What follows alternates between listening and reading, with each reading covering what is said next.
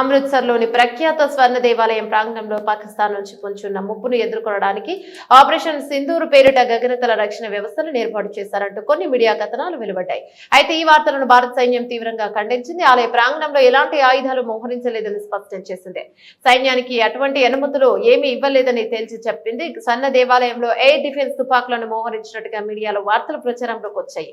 అయితే ఆలయ ప్రాంగణంలో ఎటువంటి ఎయిర్ డిఫెన్స్ తుపాకులు గాని ఇతర ఆయుధ వ్యవస్థలను గాని మోహరించలేదని భారత సైన్యం ఒక ప్రకటనలో తెలియజేసింది.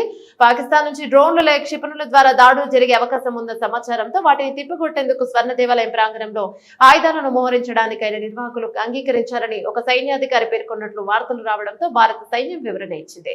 ఈ వార్తలపై స్పందించింది. భారత సైన్యానికి స్వర్ణ దేవాలయం లోపల ఆయుధాలు ఉంచడానికి ఇలాంటి అనుమతి ఇవ్వలేదని ఎస్టీపీసీ స్పష్టం చేసింది.